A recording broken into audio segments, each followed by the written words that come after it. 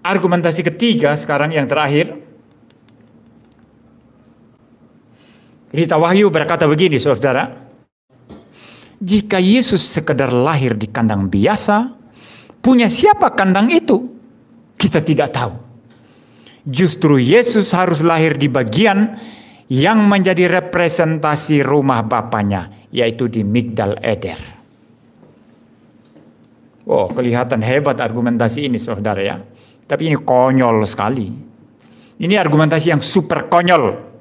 Super duper konyol ini. Ya. Kenapa, saudara?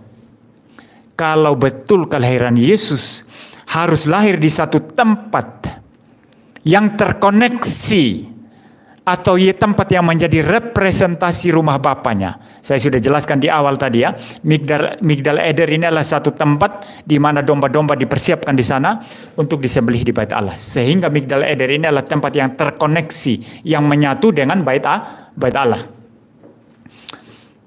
Jika Yesus lahir di tempat yang dianggap merepresentasikan rumah Bapa di sorga, yaitu bait Allah, mengapa matinya terkutuk di atas kayu salib?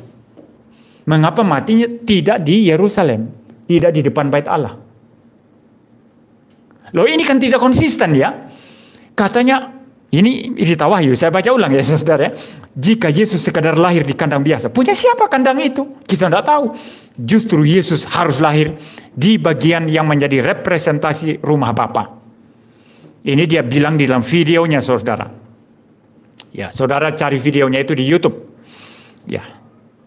Kalau betul Yesus harus lahir di tempat yang menjadi representasi rumah Bapa, maka matinya pun harusnya mati di tempat yang menjadi representasi rumah Bapa. Karena domba-domba itu dibawa ke Migdal Eder, dipersembahkan di bait Allah. Harusnya Yesus lahir di Migdal Eder dan juga dikorbankan, disalib di bait Allah. Tapi dia disalib di Bukit Golgota loh. Ini konsisten sama sekali, saudara. Inilah konyolnya, super duper konyolnya tafsiran semacam ini.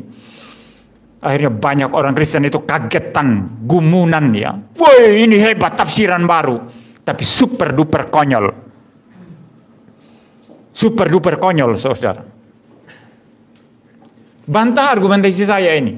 Harusnya kalau mau konsisten, Yesus lahir di Menara Kawanan Domba yang terkoneksi atau representasi rumah Bapa, sebagaimana dikatakan di Rita Wahyu, harusnya matinya pun disembelih di bait Allah.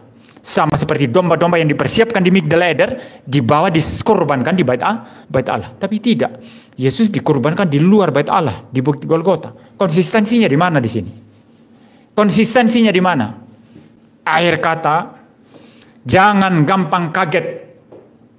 Jangan gampang takjub terhadap ajaran-ajaran yang kelihatan baru dan wah. Tapi ternyata itu banyak bolongnya. Secara biblika, ajaran Rita Wahyu ini tidak lolos.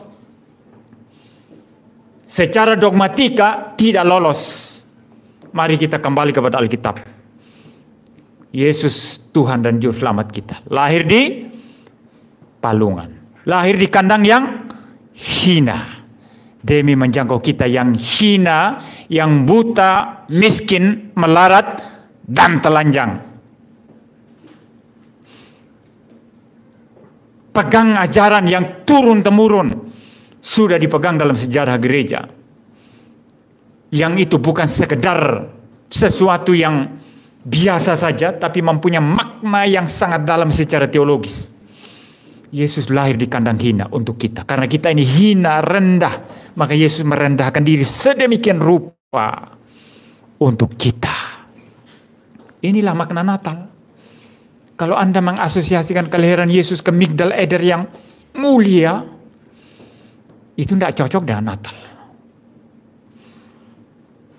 Kita semua ini bukan orang suci.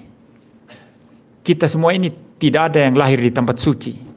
Kita semua orang rusak dan berdosa. Itu sebabnya Yesus datang di tempat yang paling hina, paling rendah. Lahir di kandang domba. Biarlah Natal kali ini kita semakin kuat, semakin teguh imannya, memegang ajaran-ajaran yang sudah turun-temurun, tapi itu betul-betul biblikal, betul-betul alkitabiah. dan betul-betul sesuai dengan ajaran yang sehat, dogmatika yang sehat. Kita pegang itu sampai mati. Jangan mau diubah-ubah, diobok-obok, diombang-ombangkan oleh sesuatu ajaran yang kelihatan hebat, tapi ternyata tidak hebat. Kelihatan biblikal, ternyata tidak biblikal dan melawan Alkitab. Mari kita berdoa. Bapa di surga, terima kasih Tuhan untuk segala anugerah Tuhan. Terima kasih untuk pengajaran pada pagi hari ini. Kami memahami sekarang apa itu Migdal Eder dan di mana Yesus dilahirkan. Kami percaya Yesus lahir di Bethlehem, di kandang yang hina untuk kami semua. Inilah makna Natal sesungguhnya. Kami yang hina dan berdosa, yang rusak di tempat yang paling rendah, maka Tuhan dan Juru Selamat kami pun menjangkau kami menuju ke tempat paling rendah.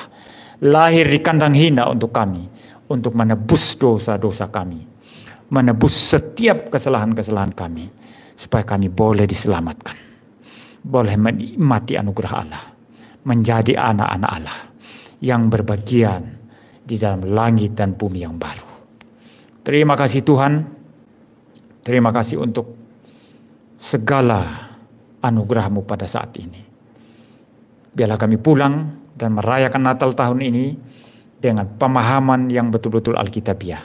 Pemahaman yang betul-betul sesuai dengan firman Tuhan yang sejati. Dalam nama Tuhan Yesus Kristus kami berdoa. Amin.